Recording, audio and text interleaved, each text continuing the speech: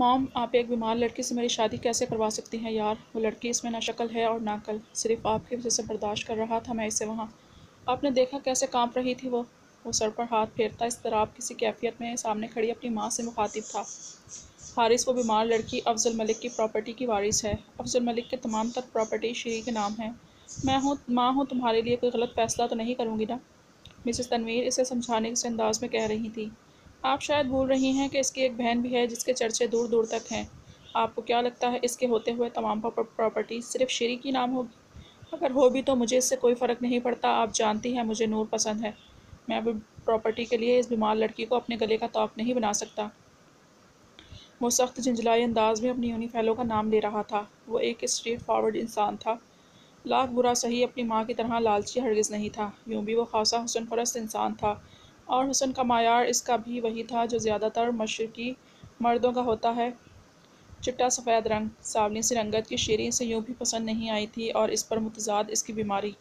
ماں ہوں تمہاری، یوں ہی تو نہیں شادی کروانا چاہ رہی ہوں اس سے؟ سدرا سے میری کافی پرانی دوستی ہے، جانتی ہوں میں تمام تر جائیداد شیری کے نام ہے، ورنہ میں بیلا کے لیے تمہارا رشتہ نہیں لے جاتی۔ اور تمہیں کون کہہ رہا ہے کہ تمام زندگی اسے اپنے گلے کا طوق بنا کر رکھو؟ بھلی مانسی تو ہے وہ، کر لینا نور سے بھی شادی۔ انہوں نے اپنے طور پر حل پیش کیا۔ شیری کی صورت ہاتھ آئی سونے کی چڑیا، وہ یوں ہی نہیں جانے دینا چاہتی تھی۔ خدا کا دیا ان کے پاس بھی کم نہیں تھا، لیکن زیادہ سے زیادہ کی لالچ نے انہیں اندھا کر دیا تھا۔ شیری کو انہوں نے کسی دعوت میں دیکھا تھا۔ سدرا بیگم سے یوں بھی ان کے تعلقات خاصے اچھے تھے۔ معصوم منموہنی سی شیری انہیں کافی پسند آئی تھی۔ وہ حارث کی شادی ایسی ہی کسی سادہ سی لڑکی سے کروانا چاہتی تھی۔ رشتہ ہونے سے پہلے سدرا نے انہیں شیری سے متعلق تمام تر باتیں بتا دی تھیں۔ شروع میں تو وہ خود بھی تذبذب کا شکار ہوئیں، لیکن پھر شیری کے نام جائیداد کا خیال آتے ہی ان کے سارے خدشات دور جا سوئے تھے۔ یہی بات وہ حارث کو سمجھانے کی کوشش کر رہی تھی، لیکن وہ سننے پر تیار ہی نہیں تھا۔ وہ لاؤنج کے صوفے پر ہی بیٹھی ہوئی تھی، پیر میں ہوتی جلن کے باعث اس نے ملازمہ سے اپنا لیپ ٹاپ وہیں منگوا لیا تھا۔ اس وقت وہ دونوں پیر پھیلائے بڑی تیزی سے انگلیاں چلا رہی تھی۔ دھیان سارا کچن میں داخل ہوتی سدرا بیگم ہی کی جانب تھا۔ خود پر ان کی نظریں وہ اچھی طرح محسوس کر رہی تھی۔ بیلا، پیر میں کیا ہوا؟ ان کی آواز پر اس نے خوشگوار حیرت سے انہیں دیکھا۔ اسے امید نہیں تھی کہ وہ اس سے دریافت کریں گی۔ افضل ملک اور اطہر ملک کل رات ہی کاروبار کے سلسلے میں اندرونی شہر گئے تھے۔ ان دونوں کے علاوہ وہ سدرا بیگم سے یہ امید ہرگز نہیں کر رہی تھی۔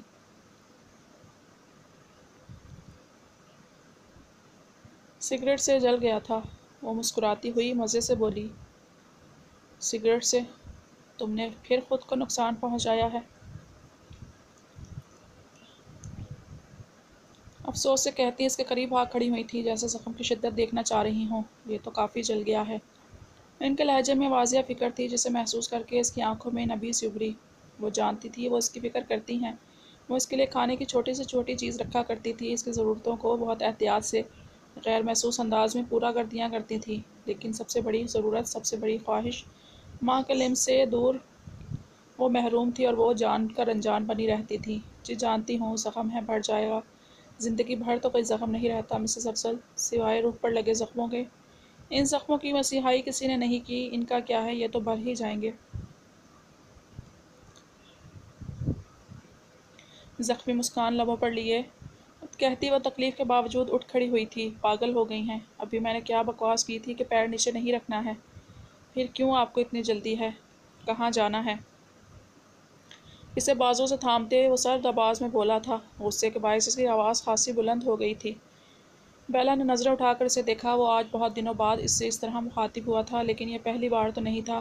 پھر آج کیوں اسے برا لگ رہا تھا؟ چل سکتی ہوں میں، معذور نہیں ہو گئی جو آپ مجھے اس طرح ٹریٹ کر رہے ہیں؟ کسی سہارے کی ضرورت نہیں، چھوڑے مجھے۔ ضبط کے باوجود اس کی آواز رند سی گئی تھی۔ سدرا بیگم کا غصہ وہ پیر پر نکال کر خود کو آزاد کروانے کی کوشش کر رہی تھی۔ جانتا ہوں آپ کو سہارے کی ضرورت نہیں ہے، میں اپنا فرض پورا کر رہا ہوں، سمجھی آپ؟ اب یہاں سکون سے بیٹھیں۔ اس کے بازو پر دباؤ ڈالتا وہ اسے چیئر پر بٹھا چکا تھا۔ کوئی ضرورت نہیں ہے اپنا فرض پورا کرنے کی، سمجھے آپ؟ بچپن سے ہر کسی کے لیے فرض اور ذمہ داری ہی بن کر رہ گئی ہوں میں۔ اس کی بات پر جہاں ابراہیم کو اپنے لفظوں کی سختی کا احساس ہوا، وہیں سدرا بیگم آنکھوں کے کنارے صاف کرتی شیری کے کمرے کی جانب بڑھ گئی تھیں۔ بیلا، آئی ایم سوری، میرا وہ مطلب نہیں تھا۔ اس کی جانب جھکتے اس نے معذرت خواہانہ انداز میں کہا۔ خمدار پلکوں پر جھلمل کرتے آنسو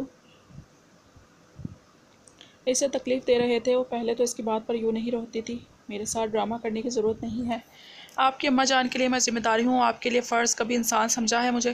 وہ تو پھٹ ہی پڑی تھی، آنسو تمام بند توڑتے چہرے کو بھگو گئے تھے۔ بیلا نرمی سے اس کے آنسو صاف کرتے اس نے دھیرے سے پکارا تھا، جو بغیر کسی مزاحمت کے اس کے سامنے بیٹھی آنسو بہا رہی تھی۔ یہ اس کا الگ روپ تھا، وہ کسی کے سامنے کبھی بھی نہیں روتی تھی۔ اپنی زندگی سمجھا ہے آپ کو، آپ کی تکلیف مجھے اذیت دیتی ہے، آپ روتی ہیں تو دل بے چین ہوتا ہے، آپ کے یہ آنسو یہاں گرتے ہیں۔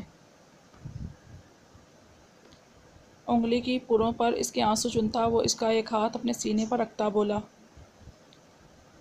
اپنی ہتھیلی پر اس کے دھڑکنیں محسوس کرتی وہ سرعت سے ہاتھ کھینچ گئی۔ چلیں آ جائیں، کہاں جانا ہے آپ نے؟ میں لے چلتا ہوں۔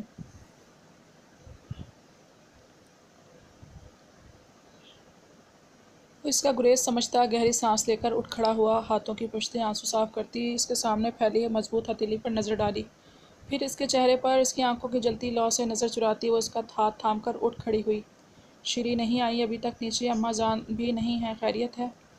بیلا کو صوفے پر بٹھا کے اس کے پیروں کو کشن رکھتے وہ ملازمہ سے مخاطب تھا۔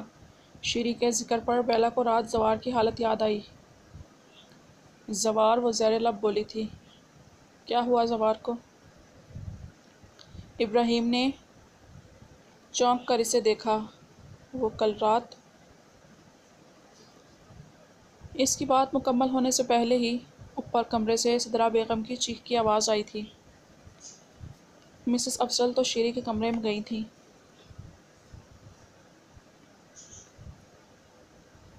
بیلا نے پریشانی سے ابراہیم کی جانب دیکھا۔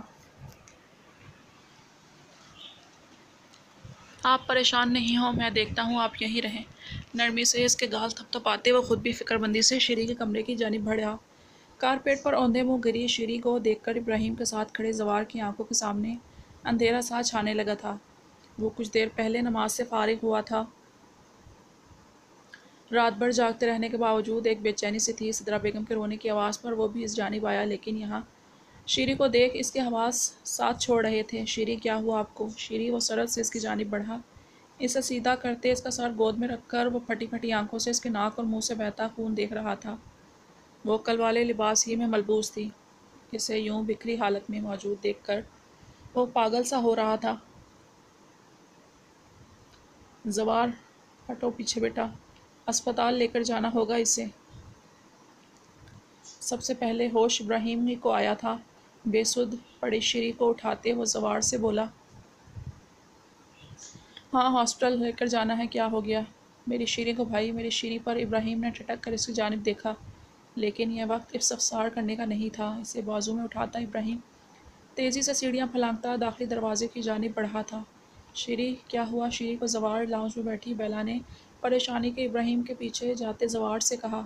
وہ اپنے ہوش میں ہوتا تو کوئی جواب دیتا۔ شیری میم اپنے کمرے میں بے ہوش تھیں، ان کے ناک اور منہ سے بلیڈنگ ہو رہی ہے میم۔ ملازمہ کے بتانے پر اس نے اس کی روک کر زاروں قطار روتی سدرا بیگم کی جانب دیکھا۔ وہ لڑکھڑاتی ہوئی بمشکل چلتی ان کی جانب آئی۔ مجھے جانا ہے۔ کہاں لے کر گئے ہیں اسے؟ اسپتال کا نام بتائیں۔ اس نے کانپتی آواز میں ان سے پوچھا۔ انہوں نے بہتی آنکھوں سے اس کی جانب دیکھا تھا۔ ٹھیک ہو جائے گی وہ، اس کے آنسو نرمی سے صاف کرتے انہوں نے جیسے دلاسا دیا تھا۔ وہ جانتی تھی شیری اس کے لیے کیا حیثیت رکھتی ہے۔ تمہارا پیر ٹھیک نہیں ہے ابھی، انہوں نے نرمی سے کہا تھا۔ میں ٹھیک ہوں، پلیز اسپتال کا نام بتائیں۔ آنسو ضبط کرتی وہ التجائیہ لہجے میں بول رہی تھی۔ کپڑے بدل لو، ڈرائیور چھوڑ آئے گا، تمہارے بابا کو کال کی ہے میں نے، کچھ دیر میں ان کے ساتھ پہنچتی ہوں۔ نرمی سے اس کے کپڑوں کی جانب اشارہ کرتی وہ ساتھ ہی ڈرائیور کو گاڑی نکالنے کا کہہ چکی تھی۔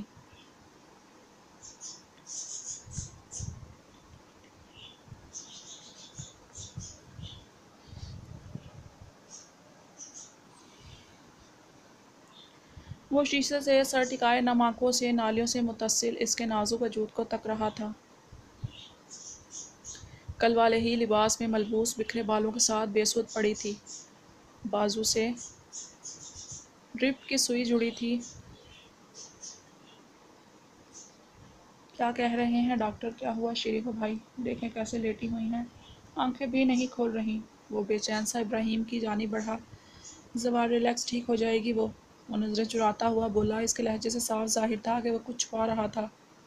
اس کے بھائی کی حالت اسے بہت کچھ سمجھا گئی تھی۔ زوال میرے بچے، ٹھیک ہو جائے گی وہ۔ انہوں نے مجھے کہا میں اپنی ضد سے پیچھے ہٹ جاؤں۔ میں ہٹ گیا نا بھیا، پھر کیوں؟ پھر اس حالت میں کیوں ہے وہ تڑپ اٹھا تھا۔ زوار میرے بچے، اس نے کب اپنے بھائی کو اس طرح دیکھا تھا؟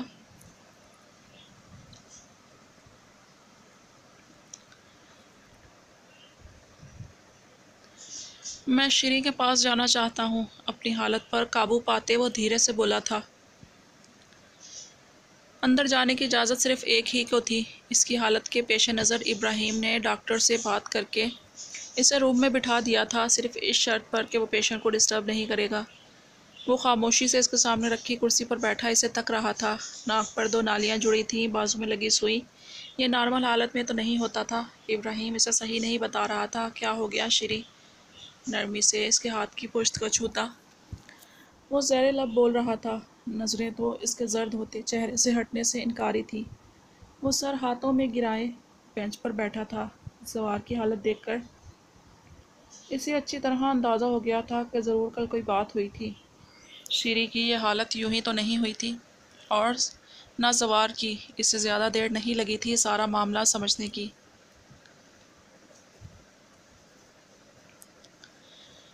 کیا ہوا اسے؟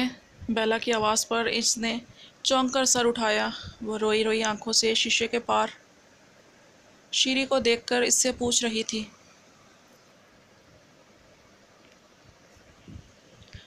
اس نے ضبط سے آنکھیں میچی۔ ابھی بیلا کو سنبھالنا باقی تھا۔ شیری اس کی زندگی سے جڑے تمام لوگوں کو حد سے زیادہ عزیز تھی۔ بیلا، سدرا بیگم اور زوار اس کی حالت آج اچھی طرح سمجھا گئی تھی کہ نازک سی وہ لڑکی اس کے بھائی کی زندگی میں کیا مقام رکھتی ہے۔ ابراہیم! وہ نم آواز میں اسے پکار رہی تھی۔ آج پہلی بار اس نے یوں پکارا تھا، اور پکارا بھی کب؟ وہ اس کے لبوں سے اپنا نام سننا چاہتا تھا، لیکن یوں اتنے قرب میں مبتلا اسے دیکھ کر نہیں۔ بیلا، میری بات سنیں ہنی۔ اس نے نرمی سے اسے بازو سے تھام کر اپنے مقابل کھڑا کیا، جو گردن پھیرے ایک ہی جانب دیکھ رہی تھی۔ کیا ہوا اسے؟ اسے اپنی آواز کسی گہری کھائی سے آتی محسوس ہو رہی تھی۔ شیشے کے پار نظر آتے اس کے بے سود وجود سے اس کی زندگی جڑی تھی۔ وہ صرف اس کی بہن نہیں تھی، اس کی ماں، اس کی دوست، اس کی ہمراز، سب کا کردار ادا کرتی تھی۔ پلیز بتا دیں کیا ہوا ہے اسے؟ وہ روتی ہوئی اس کے دونوں ہاتھ تھام کر بولی۔ ابراہیم نے لب بھینچ کر اسے دیکھا۔ آپ بتا کیوں نہیں رہے؟ اسے اس طرح کیوں رکھا ہے ان لوگوں نے؟ آپ نے تو کہا تھا ابھی ٹھیک ہو جائے گی۔ بتائیں مجھے کیا ہوا میری بہن کو؟ وہ بری طرح روتی اس کے سینے پر مکے برساتی تڑپ رہی تھی۔ وہ ایک ہی تو رشتہ تھا اس کے پاس، اس کی بہن کا، جس کے سامنے وہ اپنے خول سے باہر آتی تھی۔ بیلا، میں آپ کو سب بتا دوں گا، اب پلیز خود کو سنبھالیں میری جان۔ اس کا ٹوٹتا لہجہ، بکھرتا وجود اسے تکلیف میں مبتلا کر رہا تھا۔ وہ اس کے کندھے سے لگی بری طرح بلک رہی تھی۔ اسے ٹھیک کر دے ابراہیم، میرے پاس یہی سب کچھ ہے۔ پلیز اسے ٹھیک کر دے۔ آپ نے فون پر کہا تھا کچھ نہیں ہوا، دیکھے نا یہاں کس طرح لیٹی ہوئی ہے۔ پلیز اسے ٹھیک کر دیں، میرے پاس بہت سارے لوگ نہیں ہیں، آپ جانتے ہیں نا۔ وہ اپنے ہوش میں نہیں تھی، اپنے ہوش میں ہوتی تو یوں اس کے آگے نہیں بکھر رہی ہوتی۔